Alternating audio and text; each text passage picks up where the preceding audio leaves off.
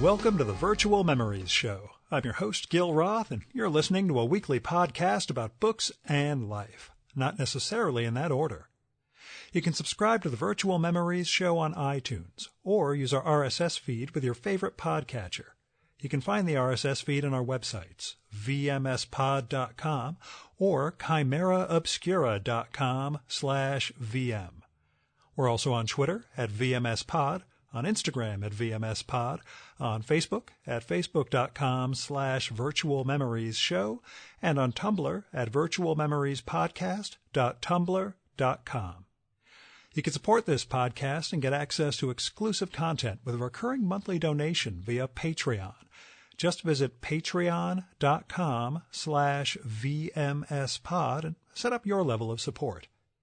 Every week you'll get new material from our patron-only blog, and you'll also get to listen to my monthly bonus podcast, Fear of a Square Planet, which features extra material from our guests and is only available to supporters of the show.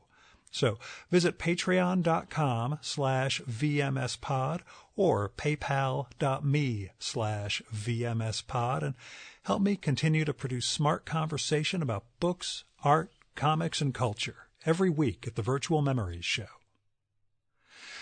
Well, not every week. Actually, I'm taking next week off. This is the last episode of 2016. I figure no one's going to tune in on December 27th for a new one or whatever. So I'm going to wish everybody a great Christmas, Hanukkah, Happy New Year, etc. First and foremost, I want to thank all my guests for the great conversation they've given me over the past 50 episodes, maybe 48 episodes I've done this year, as well as all the listeners and supporters out there. If you're going into next year and you want to try and help support art and culture and good conversation in this benighted age, then this is the podcast for you. Give it a listen. Tell your friends about it. Support it through Patreon or PayPal, like I just told you. And let's make 2017 a great year. In fact, I'm working along those lines now. I've got a whole bunch of prospective guests.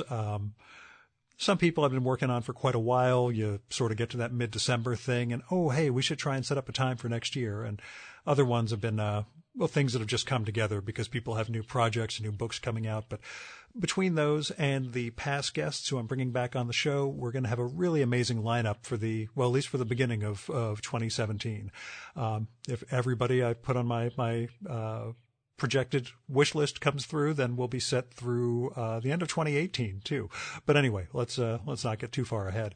Right now we're listening to episode 198, and that means 2 episodes from now will be number 200, which is a pretty big milestone. Episode 100 was the most boring guest we've ever had on the show. That was me. But for 200, we're going to have a really special guest, which isn't to say this week's guest isn't pretty darn special too. His name's Ed Ward, and he has been a rock and roll journalist longer than I've been alive, which I was worried about pointing out to him during the conversation, but he seemed to take it well.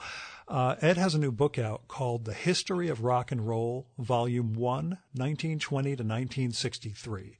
It's published by Flatiron Books, and it's fantastic. Ed, well, he brings that lifelong experience as a rock and roll journalist to this project of chronicling the origins of, one of America's true art forms alongside jazz and comic books, depending on how you define comics. The book just has this breathless pace. It's just working chronologically to explain this, all these musical and cultural and racial threads that kind of wove together to become rock and roll. And in some instances, they kind of fray into other genres and other art forms. And he does a really masterful job of putting all that together for us. The book covers artists, like Elvis and Buddy Holly and Chuck Berry, Carl Perkins, and Little Richard, who Ed will tell you a little something about during this conversation. But the book also goes into the label owners and the DJs and the talent scouts and the stories of all these other people without whom rock and roll never really would have taken off. He also goes into the degree of chance and sheer luck behind some of these occurrences, where there's just a bunch of right place, right time stories without which, musical history would have been a lot different and probably much diminished. I guess this is going to sound weird because I normally never say anything negative about a book. My only complaint about this book is that it's too compressed. That Ed manages to tell this story in only 370 pages to cover 1920 to 1963. I wish it had been twice as long. In the intro, Ed admits that the book could have been a lot longer, but you're writing for an audience that maybe isn't as devoted to like doorstopper books as he is. That said, The History of Rock and Roll, Volume 1 is a wonderful, wonderful book. It'll send you repeatedly to the internet, to YouTube and other places to look up just a bazillion different artists and songs. Basically, I'm really glad I got to read it, and I am so happy that I got to sit down for a conversation with Ed. Here's a brief bio of Ed from the flap copy of the History of Rock and Roll, Volume 1. Ed Ward is the rock and roll historian on NPR's Fresh Air and has been involved with the South by Southwest Music Festival since its inception. His writing has appeared in the New York Times, the Wall Street Journal, and countless other music magazines. He is also the co-author of Rock of Ages, the Rolling Stone History of Rock and Roll. He lives in Austin, Texas. And now, the Virtual Memories conversation with Ed Ward.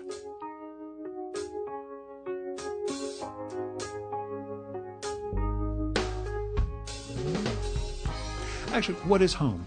What is home? I actually don't know. I've been thinking a little bit about this. I wanted to sit down with somebody I trust about it and well, it can't be me, but go explore on. it a little bit. No, I don't know you all that well, and I don't know how you think. But back in the 30s, the Nazis had this dog whistle about Jews. It was rootless cosmopolitans. And the first time I saw that phrase, I thought, ooh, that's what I want to be when I grow up.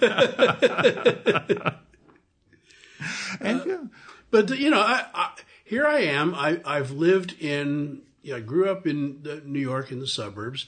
I lived in San Francisco, which palled fairly quickly, but not quickly enough for me to leave. I lived in Texas for 13 years. I lived in Berlin for 15 years. I lived in the south of France for 5 years.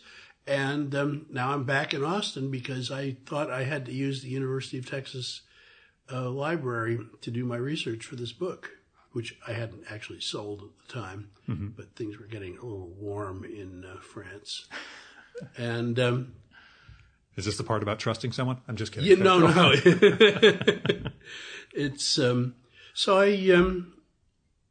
I don't really know. I mean, when things get intolerable in Texas, I try to arrange that I have a European trip. In terms of the climate or political climate, cultural climate? What's uncomfortable? What's uncomfortable? Yeah. I overall think had I been able to make the decision unencumbered by any other factors, I would have stayed in Europe. Mm-hmm. I mean, at one point it was either move to Barcelona and take my chances there with the illegal immigration status, or come back to Austin. And then I realized that the book might happen, so I thought, well, go back to Austin. A lot of my books and research materials were back there anyway, so I did. But everybody's so shocked by this election. I saw it coming, about a month in to my return. I don't like this society. And although I do realize that, utopia exists only in a book by Thomas More, I like it better over there. The idea of interdependence is utterly lost on Americans, it seems to me. And that I find to be a very valuable thing. French guy goes, that guy down the hall, he's a Muslim. I really hate him. But, if his kid gets sick, he's got access to the same medical stuff that I have. And, if he doesn't get it, then I don't get it. So I guess I'll put up with him. But, boy, his wife's cooking sure stinks. I wish they'd open the window. But, I saw that. I was very lucky. I had a sort of guru in Berlin, a taxi driver friend of mine who was also a grad student. And her father is a big deal in the Green Party, if he's still alive. And she did a really good job on educating me about how the system works there. And the more I saw of it, the more I said, I don't particularly like Germany. I really don't like Berlin. There are huge things in German society that really upset me. The self-flagellation is a terrible thing for people who are not. I mean, look, we are 50 years after the war, and even more than that after the really bad stuff. There needs to be a sort of turn in social attitudes, because it's not productive to spend so much of your time beating yourself up for something your grandfather did. And essentially, the template of society that I learned in Berlin carried on to France. And there it was different. I was going to say I was lucky. I sure wasn't. I had a pulmonary embolism in France and went to the hospital. And watching how that worked was fascinating. In terms of the fact that I was still alive. That was pretty groovy too, you know. But having a National Health Service, you mean? No, I wasn't in the National Health Service. Okay. I was completely illegal. Mm-hmm. And yet, when I got out, I looked at the bill, and I was coming into a little money, and I thought, I can pay this. I went to my doctor, and she said, you're not in the system, and you're illegal, but there is an office downtown where you can go and apply to have some of this bill paid. I said, but I'm illegal. She goes, there will be Arabs who are just as illegal as you. Okay. And I thought, okay, cool. What's the name of it? I am a doctor, not a social worker. And that was the end of that conversation. I thought, oh, hell, I can pay this. And my sister's a nurse practitioner down in Philadelphia. And she said, how much did it cost? I said, $16,000. She said, oh, it would be about 6 times that in the United States if you lived through it. Right. So rock and roll. Mm-hmm. Good idea. Well executed. Nicely done. What are the origins of the book? Where did it start for you to begin with? Well, I mean... And I know it's a lifetime thing, but if well, you want to... Yeah, I mean, I can say it started in Jeffrey Schlossberg's house when he was this kid he was a new kid in school, mm-hmm. and he asked me to come over to the house, and he said that his brother was going to be a rock, which is a very hyper-local term. Mm-hmm. But it was late 1957, as far as I've been able to figure out, and his sister had all these records in her room, and she wasn't there, and so we went in there and played them, and this interested me. This was also the year that the Dodgers moved to Los Angeles, and there was all this thing among all the boys in the schools, what are you, Yankees or Giants or Dodgers fan? And I figured, okay, the Dodgers. I didn't know any. I wasn't really interested. Oh, people marvel over the fact that I'm a Yankees fan who grew up in the 70s. Yeah. How can you cheer for the Yankees? Well, Mets were terrible. How can I get interested in baseball? I really can't. Yeah. But, it was like peer pressure. So I became a Dodgers fan for about 3 minutes, and then they betrayed me and moved to Chavez Ravine. Damn it. It's a beautiful ballpark. It could be. Yeah. It was also a pretty nice neighborhood before they knocked it out. So what happened was I somehow got into, I guess I was a pretty compulsive little kid, and I got into chart positions and what was selling and what wasn't. It wasn't so much the sociology, which I didn't understand at all, and I didn't really know who these voices coming through the radio were.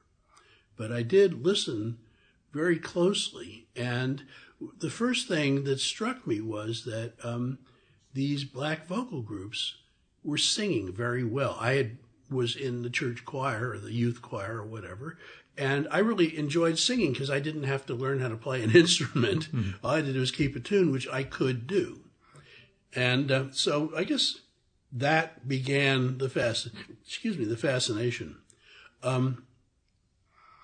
then another answer to that question is that in early 1967, I had my last day of work at the Metropolitan Museum of Art as the stock boy for the Christmas cards.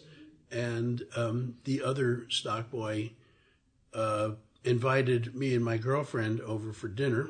And I bought tickets to a Tom Rush, Judy Collins concert at Town Hall as a sort of celebration for her. And got great seats because the show wasn't selling. And it turned out the woman at the box office was somebody I knew from a previous job at the McCarter Theater in Princeton, which was where my girlfriend was from. And so we were there at intermission, and she gave us tickets for the price of the gods. Yeah. She gave us tickets on the floor real close in the press section, because there were no press tickets called for, and, she could sell them, and no big deal. And anyway, so we're down there at intermission, and this guy behind me stands up, and he's got magazines clutched to him, and he's looking around for important people. And I just read a thing in the Village Voice that said, behind a door in the West Village, an 18-year-old ego burns. And it was Paul Williams, who had come down from Cambridge, where he grew up, and taken his magazine, Crawdaddy, to New York. And he hadn't yet published an issue in New York, so he was looking for advertisers, people with record companies and stuff, which he really knew, because his mother had a jukebox business and was a promo person for radio stations in Massachusetts. And I said, "Are you Paul Williams?" And he said, "Yeah." And I said, "I have something you might be interested in. My girlfriend's father stole some galleys from," actually, it was Macmillan. How about that? And here we are. This really didn't happen, folks. Yeah, no one's listening. It's okay. And of Bob Dylan's new book.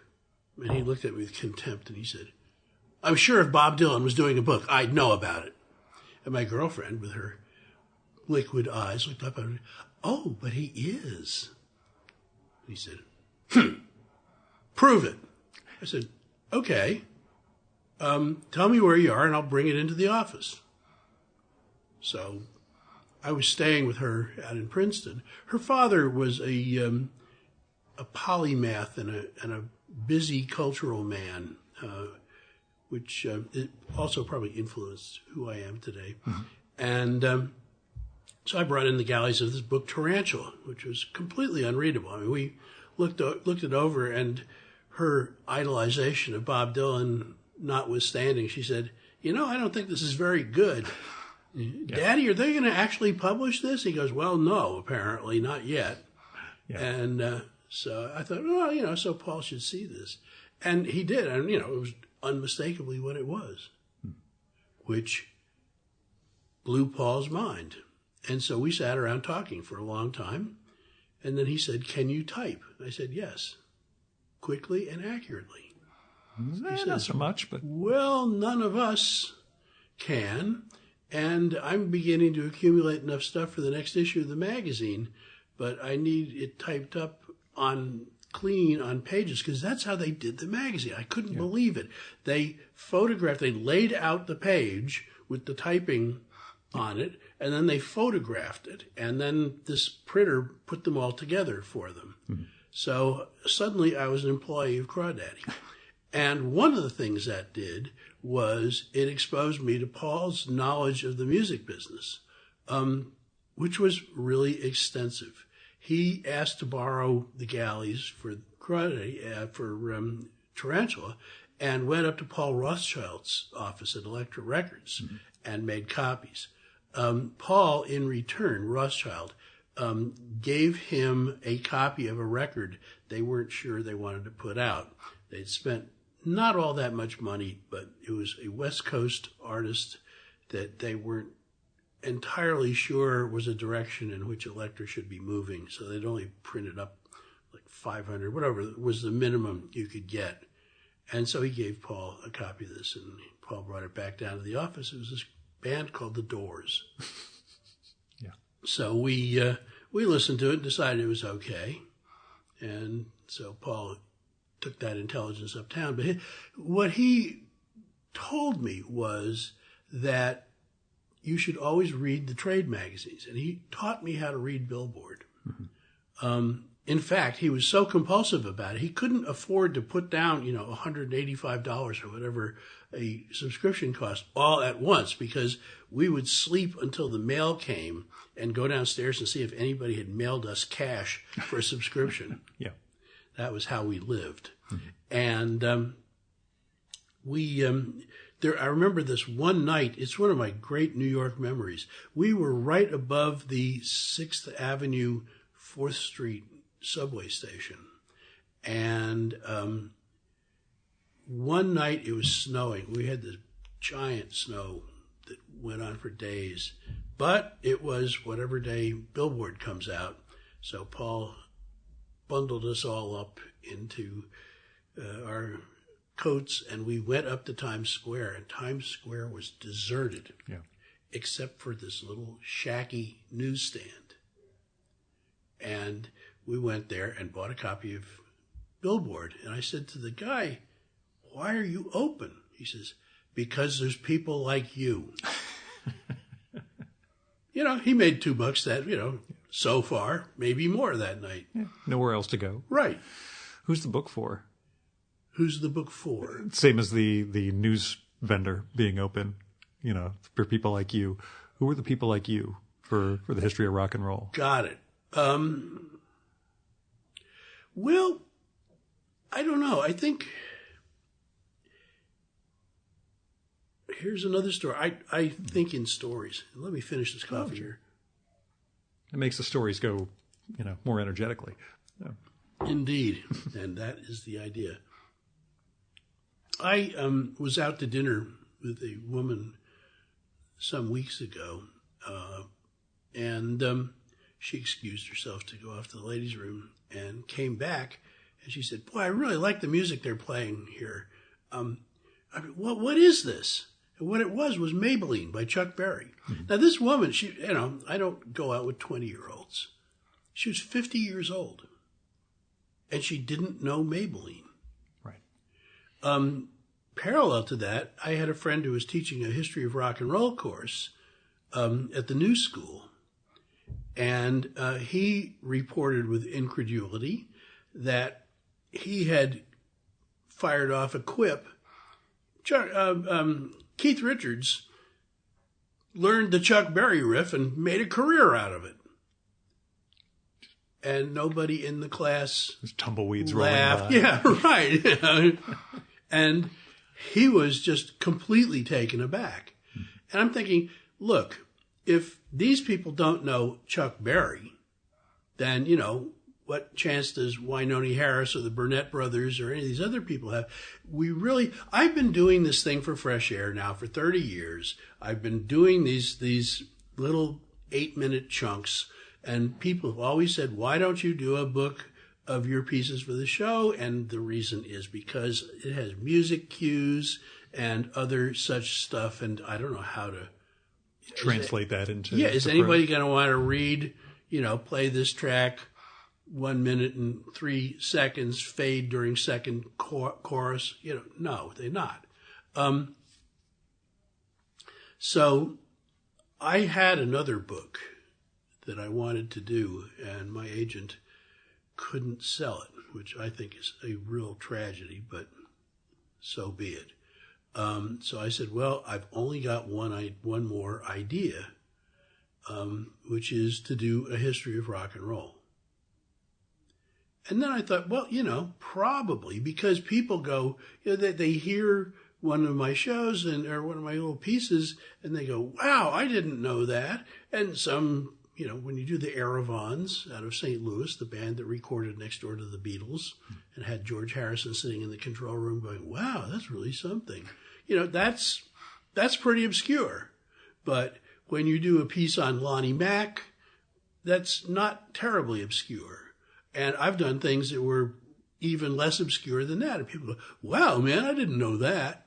So I figured there's a lot of ignorance. Plus, there's the need to order all these stories sequentially and integrate them with the social phenomena. I mean, if I were subtitling this, I would make a terrible commercial mistake, and I would subtitle it A Social History, because that's what it is. And there is a large narrative in this volume of the book, which is that the popular music tradition of artists and repertoire, where repertoire was given to artists to record,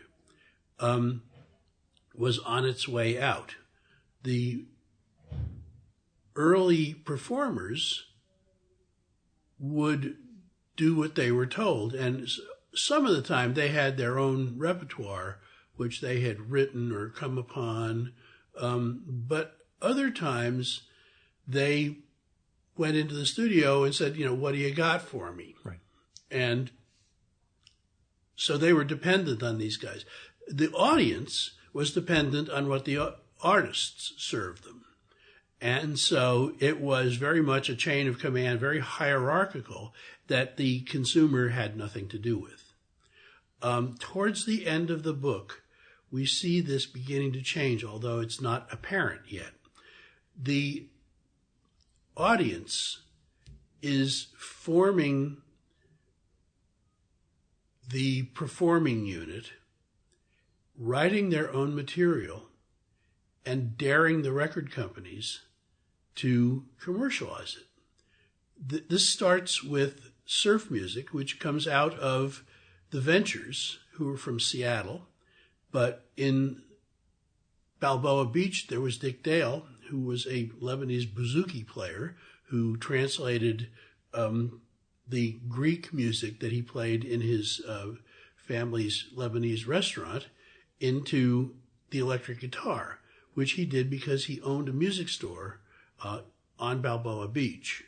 And he was also friends with Leo Fender, who had a factory nearby, and who used him as a beta tester for his amplifiers and outboard units like the Fender Reverb.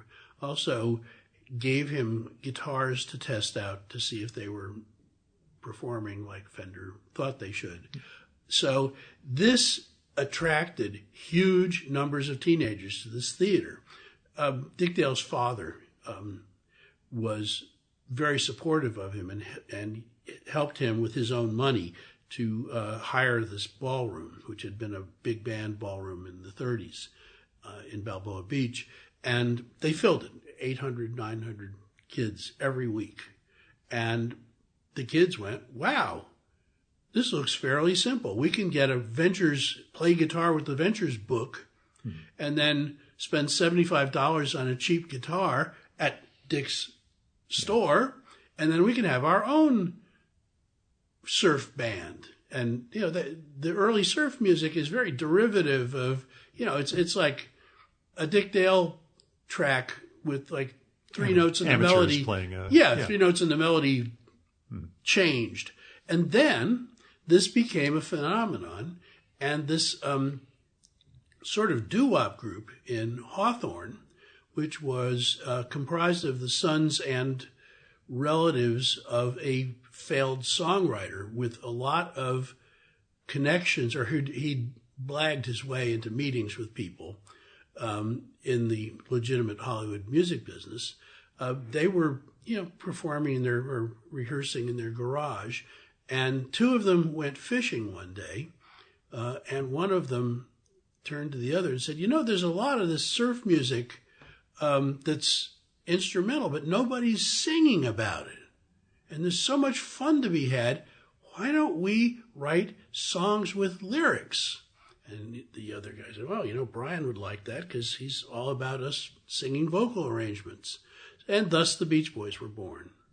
Murray Wilson staked them to one recording session with this husband and wife team of songwriters that he knew in Hawthorne. They recorded Surfin'.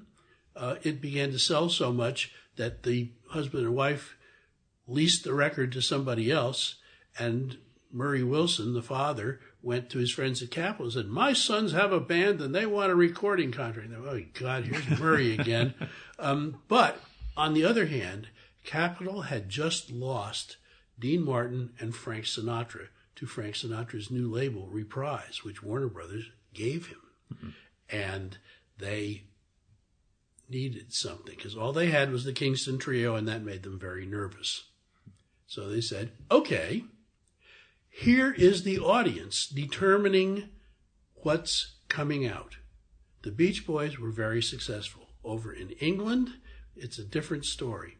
It's a very small area. It's a very small number of people. But in terms of media, it's very important because it's England. Yeah.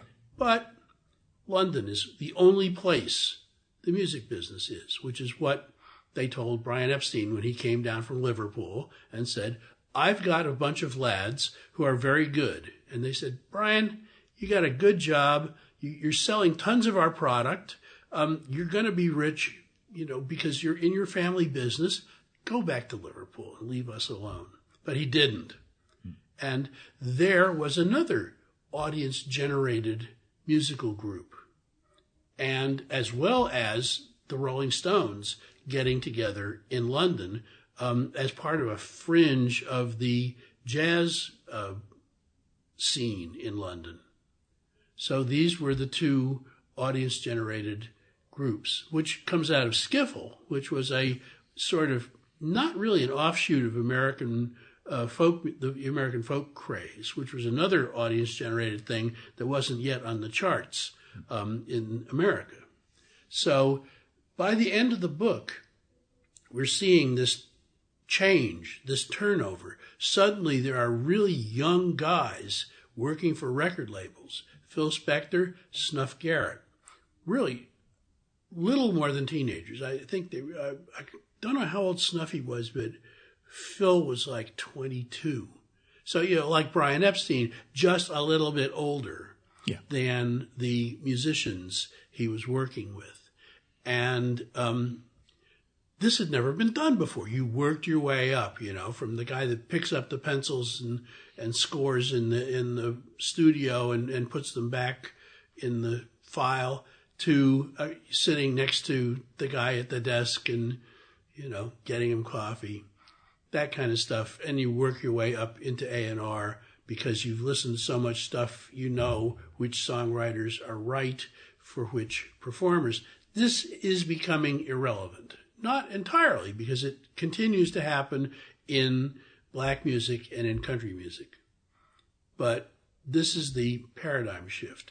I end this in 1963. In December 26th, Capitol Records decides to exercise its option to put out an EMI record from England, which is I Want to Hold Your Hand.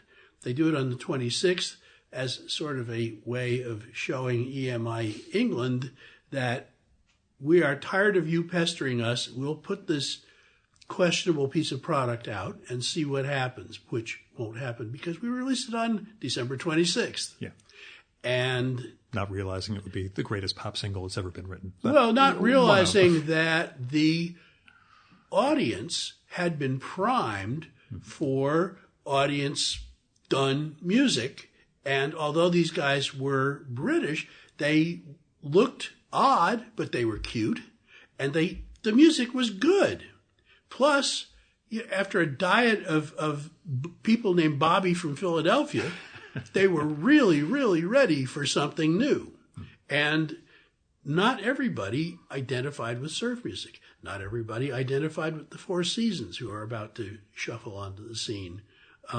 Those were, to some consumers, those were polarizing acts.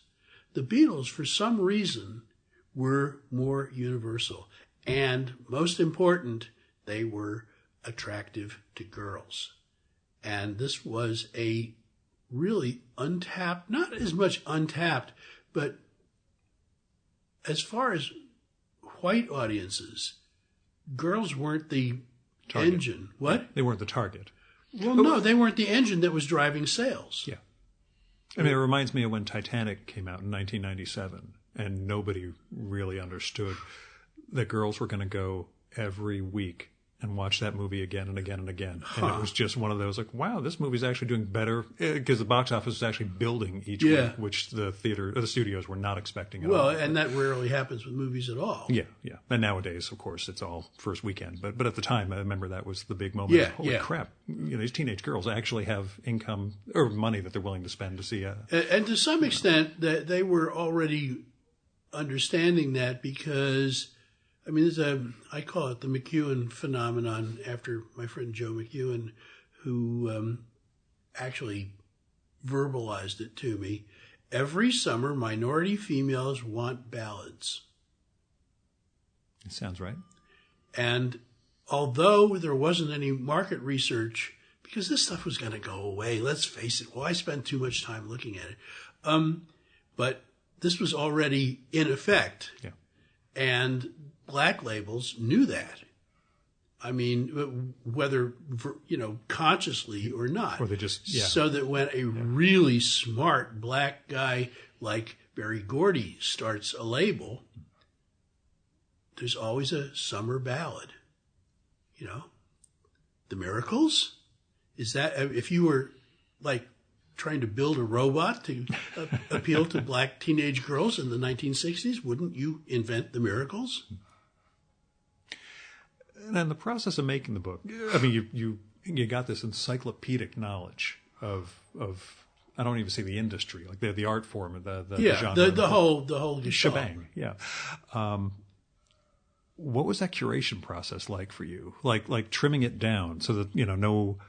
I mean, you can tell, you could put Elvis in, but you could also make Elvis a multi-volume thing. Sam Which Cooke, Peter Guralnick did. Yeah, and same thing with Sam Cooke. And here's the thing. The problem I had to solve was that I'm not going to outdo Peter Guralnick's two scrupulously researched, well-written, and lengthy books on Elvis. I'm not going to be able to beat, I apologize here, I can't remember the guy's name, who sat down with Carl Perkins for weeks and weeks and weeks and transcribed his autobiography and asked the right questions. I'm not going to be able to compete with a lengthy history of Motown. I'm not going to be able to compete with nerds who put together books about what they call doo-wop, which is a term I don't much like. I notice it doesn't come up in here. It's black vocal group music, and get used to it. I'm not going to be able to compete with blues scholars who have done incredibly detailed research. So I'm just going to tell the story. And I hate to say this, but my modus operandi was, I thought when I moved back here, I thought I was going to have to use the University of Texas Library because they had Billboard on microfilm. But you know what? Google has Billboard right up to last week's issue. You can't get this week's issue, but you can get it up to last week's issue online. So I could have moved to Barcelona, but I didn't. You lost out on that one. I went to Barcelona for the first time this October, which... That's the right time. Yeah, it was beautiful. But, we didn't bump into each other, or maybe we did, and I had no idea it was you. But No, I wasn't there very long. The vacation I'm still on, because I haven't moved back to my house, went to other cities for the most part, because I was trying to see what the rest of Spain was like. And I've also become somehow obsessed with the pre-expulsion tripartite culture of Muslim, Jew, and Christian, and the interactions between the three in cities like Girona, Valencia, Toledo, where it existed. And I don't know why I've become obsessed with this. Something's going to come out of it. I absolutely know, but it ain't there yet. Yeah, you got time. Yeah. I like to think. But anyway, I read every issue of Billboard right up to my cutoff date. And I know how the story ends. So I see little details that are emerging. It's like, oh, wait, that came out then? Nobody knew that, huh? And there's stuff that I noted, and there was no way to put it in, towards the early 60s, I guess 1961, 1962, this guy named Ronnie Dio kept putting out singles. Now, I knew him as Ronnie James Dio, who replaced Ozzy Osbourne in Black Sabbath. And I know that he's dead. I never knew that he died at a reasonable age, because he must have been in his 70s. Yeah, if he was putting out music back then. Right. Who knew? I may find a way to sneak that in. It was just like, wow. It was weird. My way of taking notes was I had these pads of paper, 8 by 10 pads of paper, that were lined, that I stole from the University of Texas, because I teach a couple of courses to the informal classes every year. And one year they just had this pile of pads. I said, anybody want a pad? And nobody did. So I took them home. And so I just filled that out week after week with, what the stories were, and making notes about records that were coming out, or snappy quotes. Then there would be a point when I was tired of researching. So I would just put all that down and find out where I had left off writing and start writing. And then there was obviously a point when there were threads that needed to be amplified, and things that I wasn't sure how to deal with. So back to the billboards. And was that the primary research material That for was you? that, and the fact that I had so many CDs around the house, thanks to Fresh Air. Mm-hmm. Everybody sent me stuff, and nobody gave me liner note writing gigs. So you use that term for the acknowledgments in the back of the book. So what? That you use liner notes as the acknowledgments in the back. So, another lesson from Paul Williams: always read the liner notes. Yeah, and find out who was the engineer, what musicians, if you can, were on the sessions. And boy, that opens up a whole universe of connections. I'm good at making connections. In the process of the book, did you go out searching for interviews also, or again was I didn't want that. Yeah, I wanted this to be all from documentation. Mm-hmm. And to the extent that there are interviews in there, I tended to take them and acknowledge them from things like the Carl Perkins biography. That story about how he came to write Blue Suede Shoes is absolutely charming. I took things out of the whole story of Elvis getting out of the Army and running into Marion Keisker at the press conference that was there to talk about that. That I got from Goralnik and from Jerry Hopkins, who has also done a wonderful. He did the first biography of Elvis that wasn't, as comprehensive.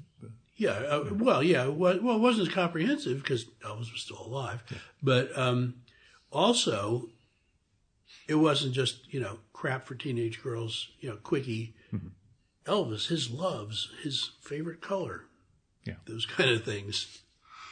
Were there myths that you blew up over the course of working on this that you regret blowing up? Like myths that you thought, actually, I kind of like that over the truth, but, obviously. Yeah, I can't remember anything specifically. There was one that I was going to put in that I couldn't figure out how. And in fact, I don't know if I even mentioned the Chantel's recording of Maybe.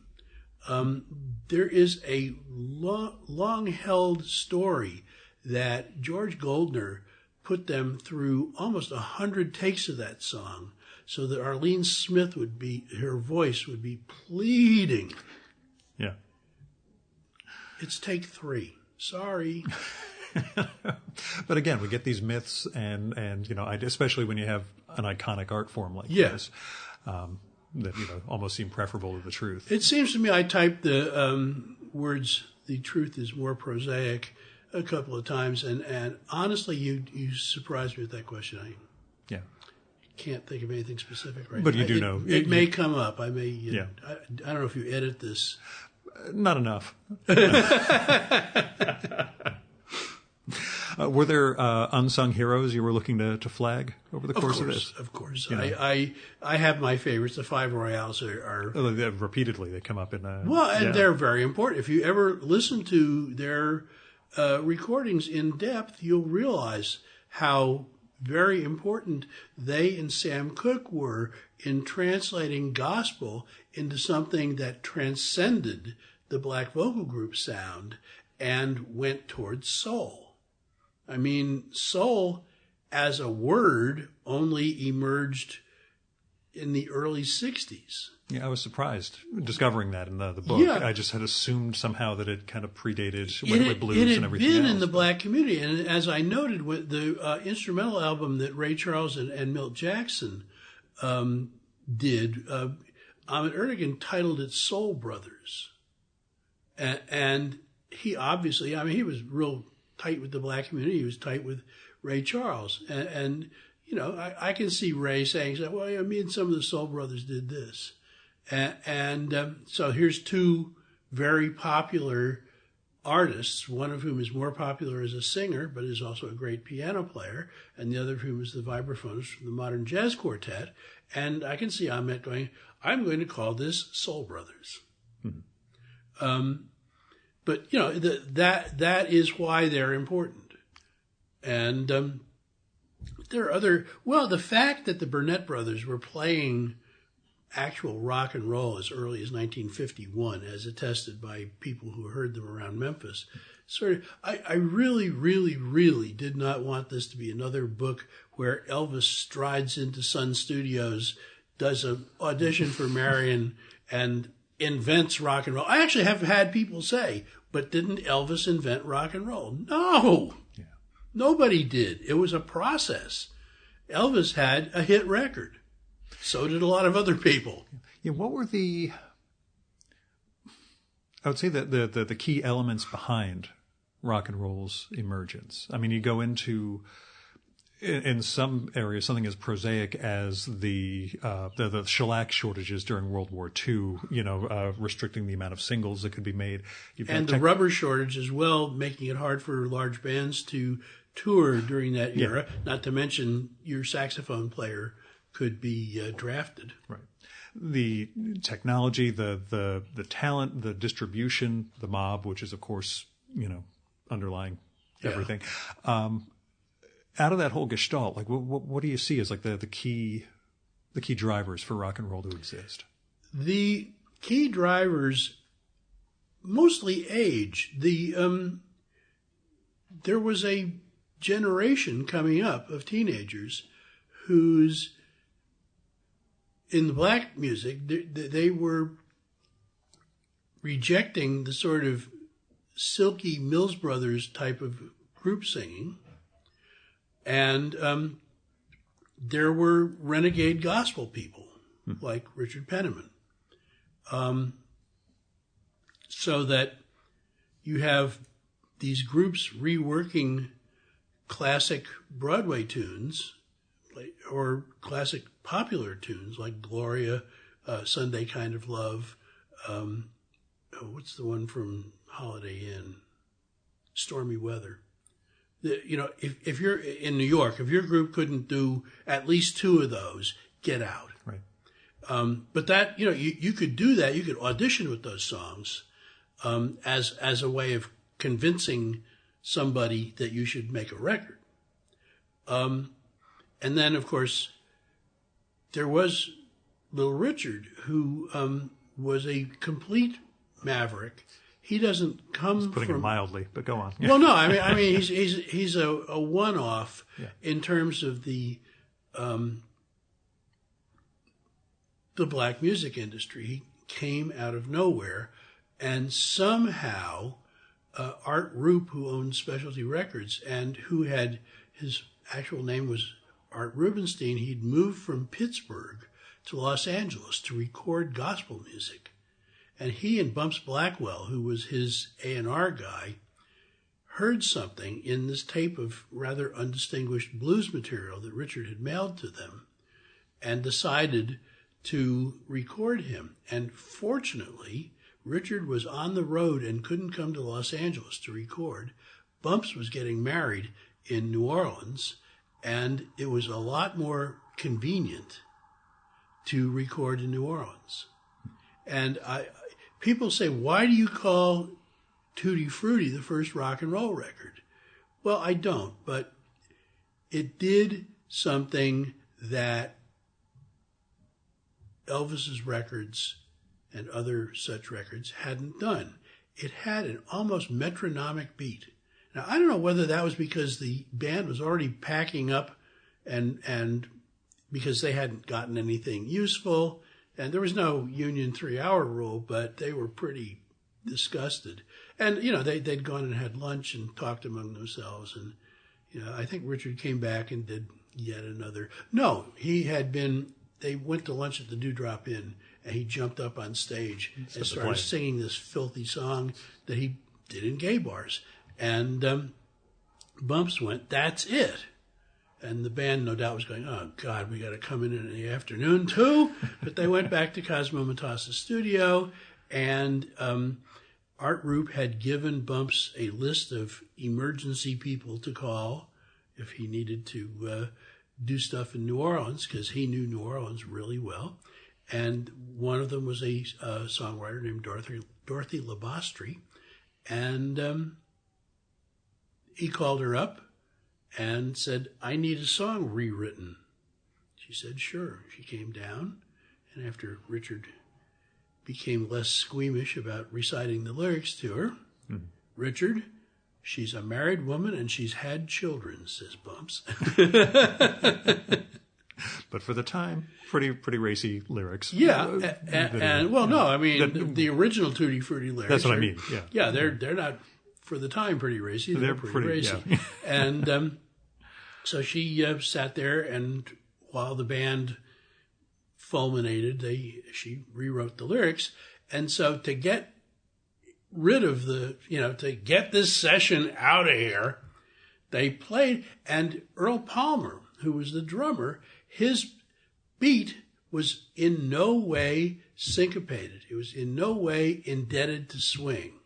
You listen to Hound Dog, either by Mama Thornton or by Elvis, and there's this give and take in the rhythm section.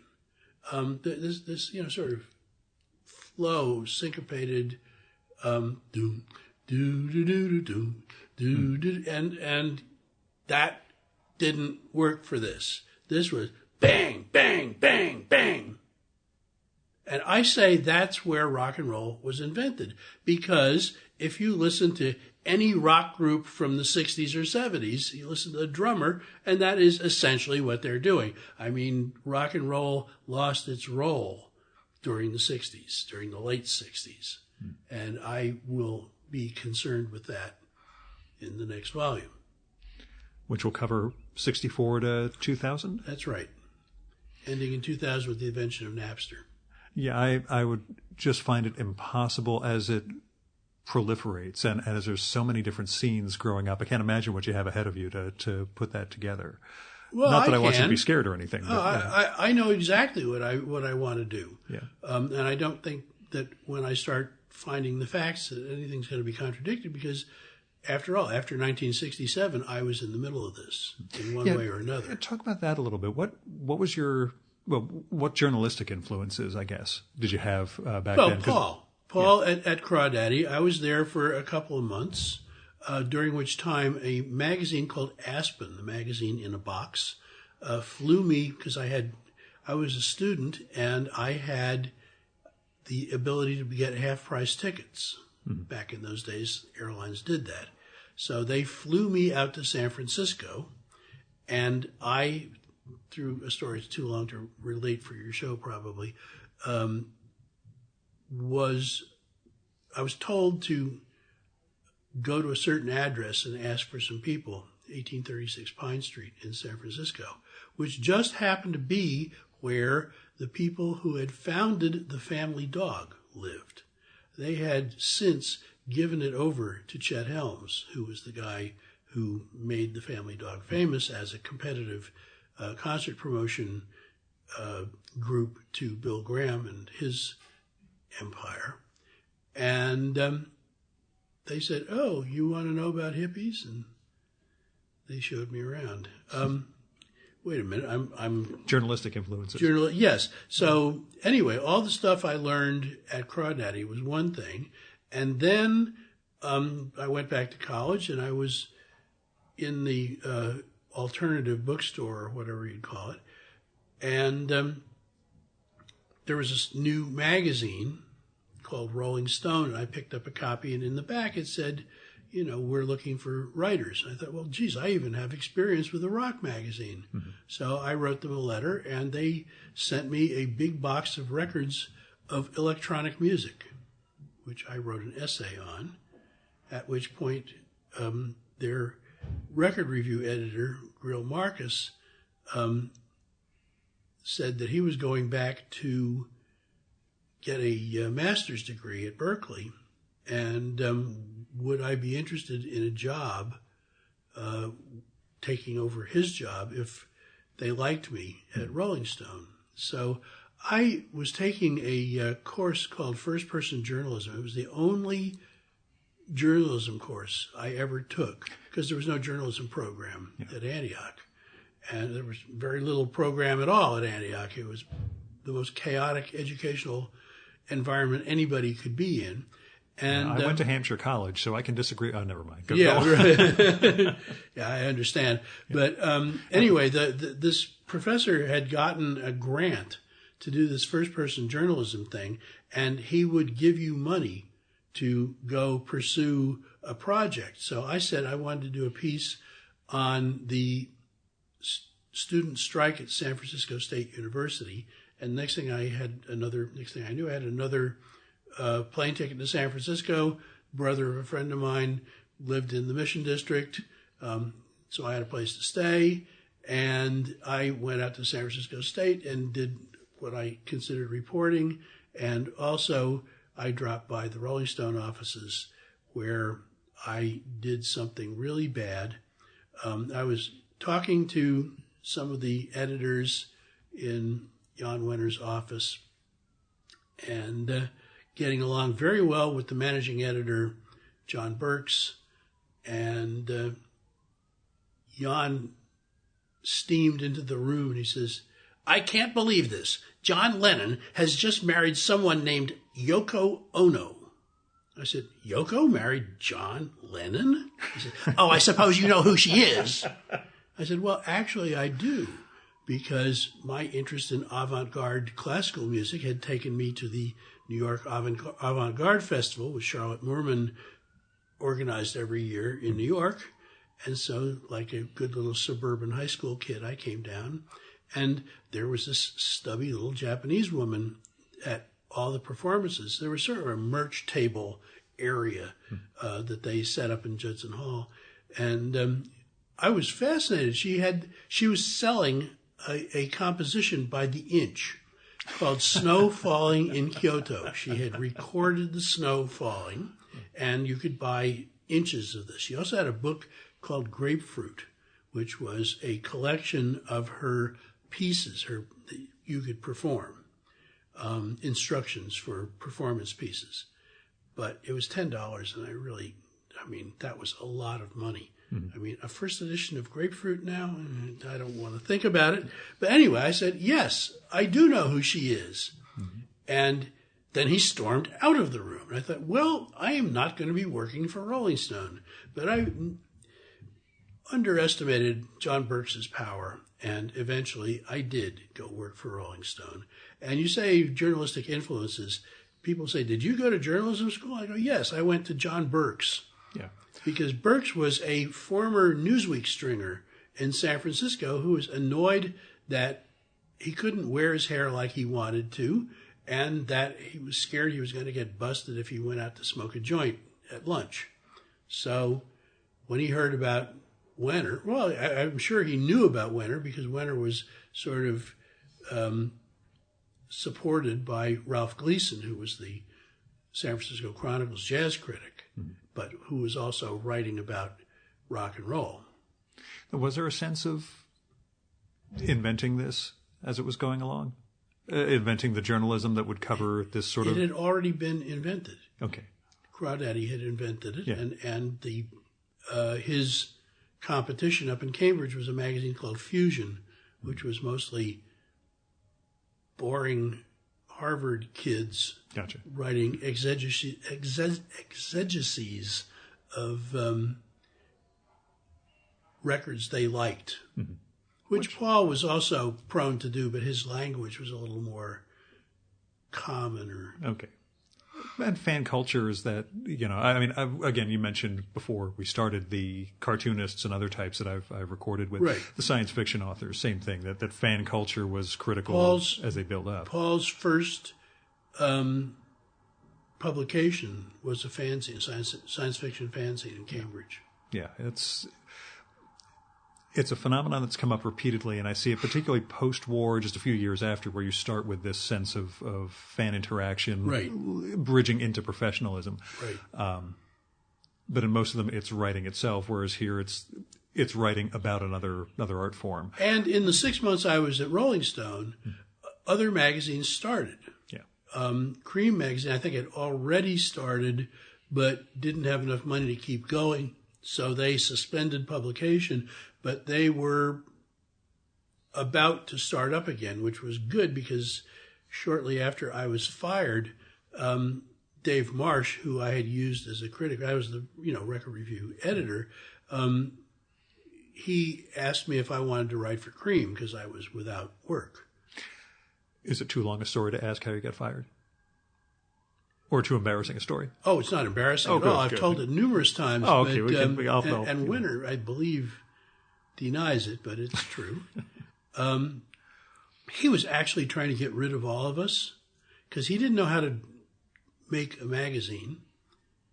But Burke showed him how the structure worked and how a different constellation of talents could work together to come up with a collective identity for a magazine. So Jan, I think, figured, well, all these people are just a little too weird and not controllable, so I'll get rid of them and get employees instead.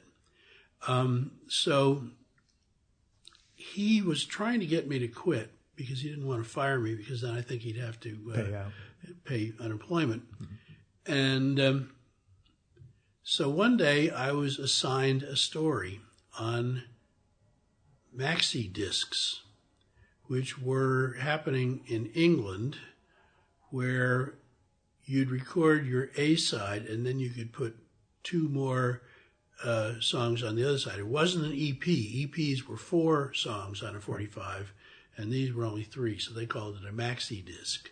And he said, I think this is a good idea, and I think we should say so. So I took the Billboard article, which was like 4 paragraphs, back to my cubicle and rewrote it and took it to him. He said, no, this is wrong. You have to do this and this. So rewrite it. By the 21st rewrite, this is one of those rock and roll myths. I was pretty angry. Yeah. And I stomped out of his office back to my cubicle, and there was a broom with a note thumbtacked to it. This office is a mess. Clean it up now. And it was signed Gretchen. Gretchen was Jan's secretary, Gretchen Horton. And I literally saw red. This has never happened to me. There was this red in front of my eyes. And I picked up the broom and I heaved it. And the minute it left my hands towards the door, I heard, I'm not through with you yet. Hit him square in the face. He fell on his ass. He said, come here. I picked up the broom and started chasing him and swatting him with it. We ran all the way through the office, and he opened the door to the fire escape. Now, it was an interior fire escape. And I went out there. I dropped the broom, went out onto the fire escape with him to vent my rage. Yeah. And he said, I hope you know this means you're fired. I said, you can't fire me, I quit. Hey, 21-year-old kid versed in all the cliches.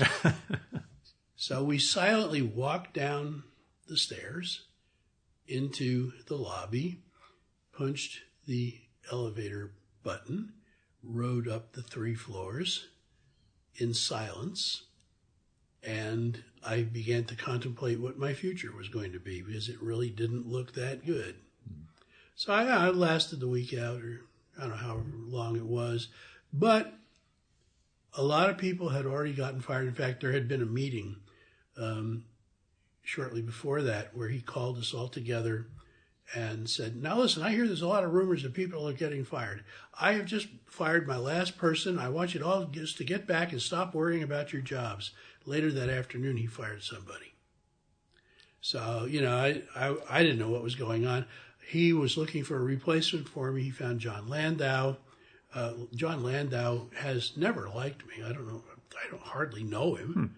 And so there I was, embarked on my new career as a freelance writer.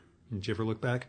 Or has it pretty much been, an arc this entire time? Well, it was a valley for quite some time. Yeah. I learned a lot of things like, fortunately, I'm a real good cook, so I learned how to eat on almost nothing. Yeah. And had many adventures, none of which were particular. I don't know. I was a young kid in San Francisco wishing I wasn't there, and eventually I wasn't. In 1974, I went to a record company sent me to Austin because I was friends with Commander Cody. I was real big on that whole neo-country scene in the East Bay. And Commander Cody was cutting a live album at the Armadillo World Headquarters. I already knew a little bit about that because one of my publicist friends at Capitol Records, Liza Williams, who is another story, you're going to have to do a lot of deep research on her. She was one of the original Beats. She was in the room when William Burroughs killed his wife. She had been thrown out of South Africa because she was helping the ANC by smuggling arms to them. I mean, Liza was an amazing person. I assume she's dead, but I have no way to know. Last anybody heard of her was, I think, in the mid-'90s as a Zen nun in New York City working with HIV people. Huh. But her name really wasn't Liza Williams. That was the name she appears in Beat histories is different, and you'll recognize it if you have done any research into Beat literature. Anyway, Liza, while I was still at Rolling Stone, had gone to Austin because Capitol had signed a band called Shiva's Headband.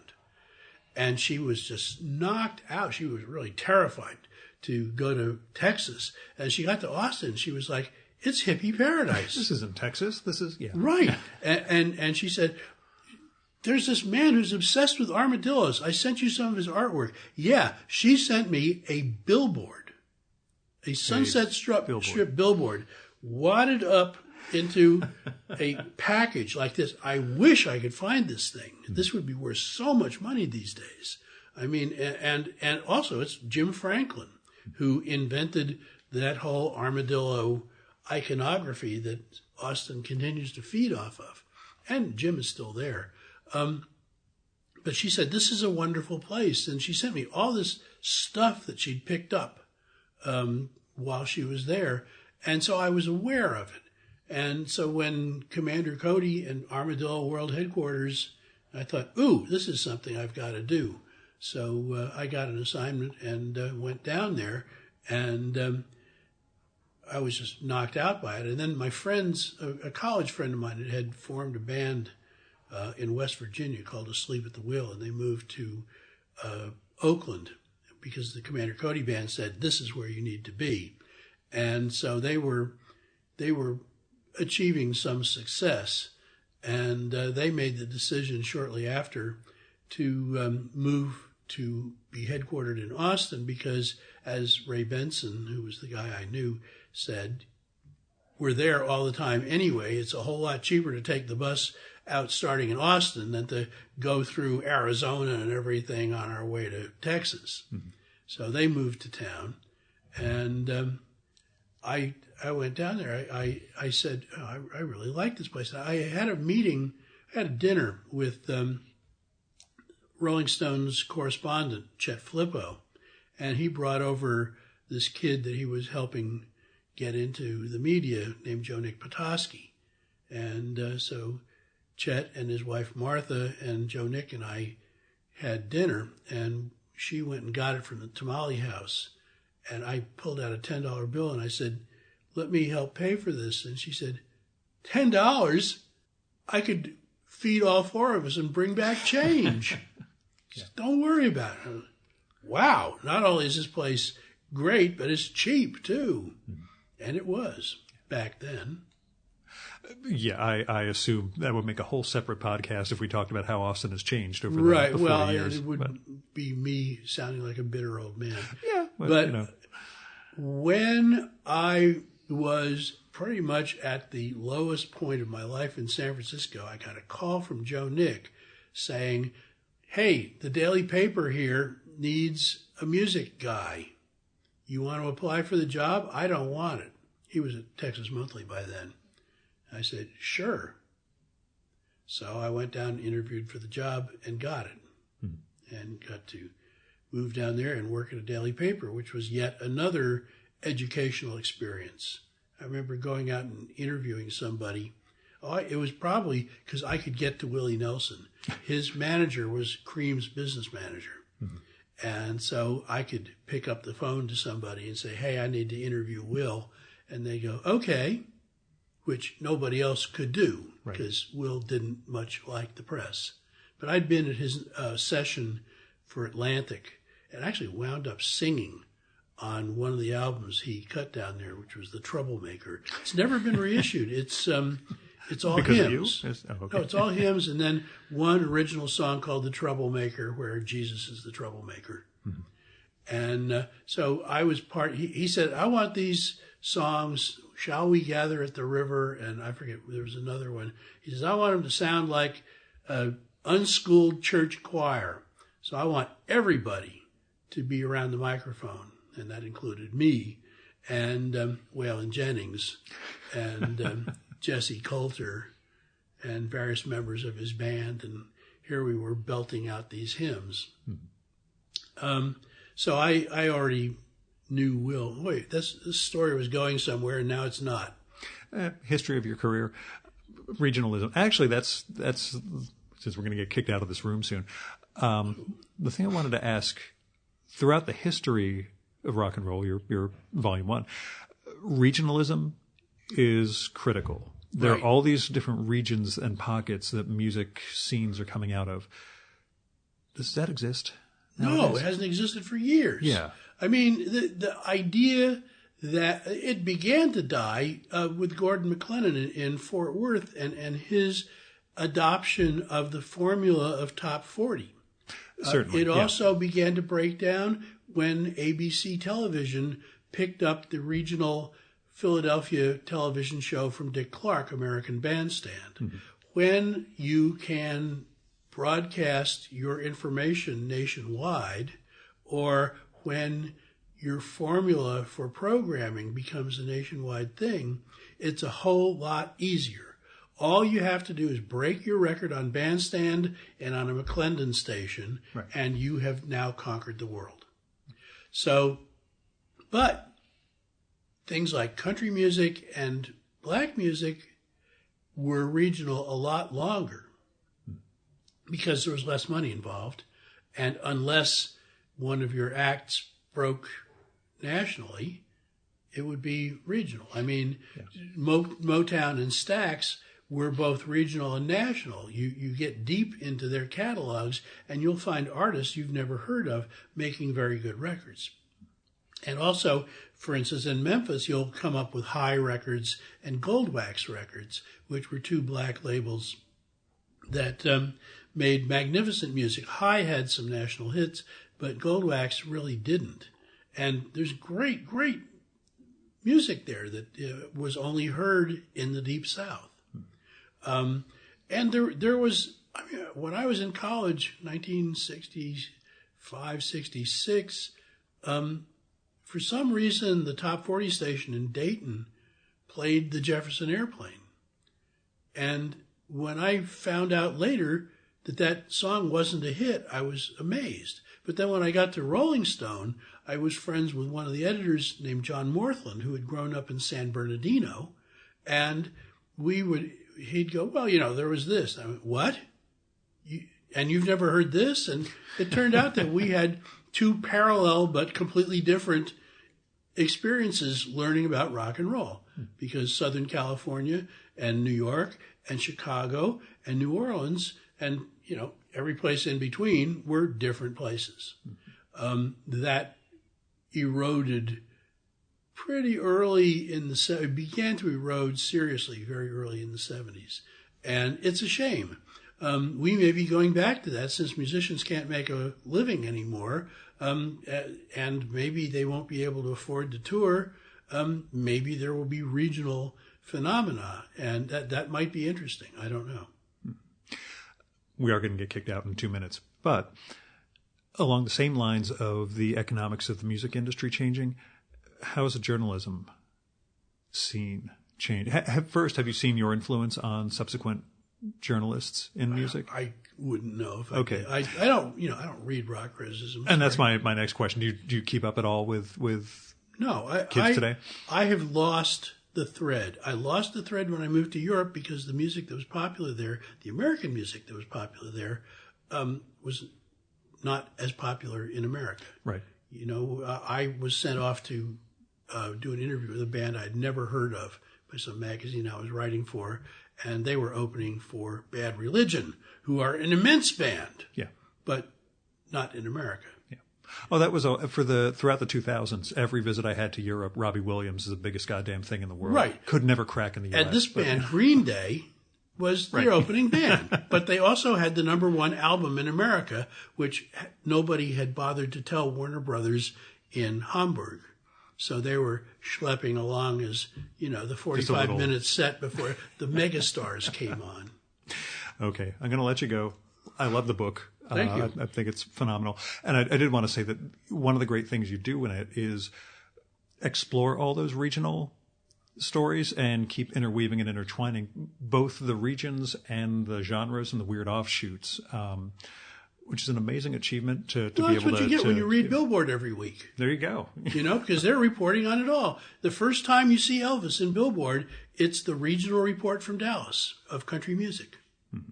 That was his first appearance on the charts. And there's an unsung hero, the woman who was the promo person at the distributor in Dallas. She's the first person who sold records on Elvis outside of Memphis. Her name is in there, too. Yeah, a lot of unsung heroes. Yeah.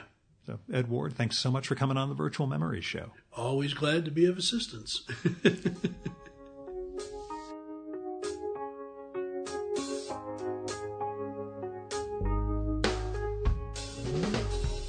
And that was Ed Ward. Go, go, go. Get his History of Rock and Roll, Volume 1. It's from Flatiron Books. They're a unit of Macmillan Books. We recorded at their headquarters at the Flatiron Building in New York City. The book's fantastic. Also, check out Ed's work on NPR and visit his blog, wardinfrance.blogspot.com. And that'll give you these longer form travelogues and other pieces of writing he does, as well as links to other work of his. And that's Ward, WARDINFRANCE, wardinfrance.blogspot.com. I had no idea what to expect, but Ed was a really fascinating guy, and I am hoping we can sit down for another session sometime soon. And after the main conversation, I asked Ed, so, who are you reading? If you want to hear his answer to that, you got to become a supporter of the Virtual Memories Show, and that'll get you access to our monthly bonus podcast, Fear of a Square Planet.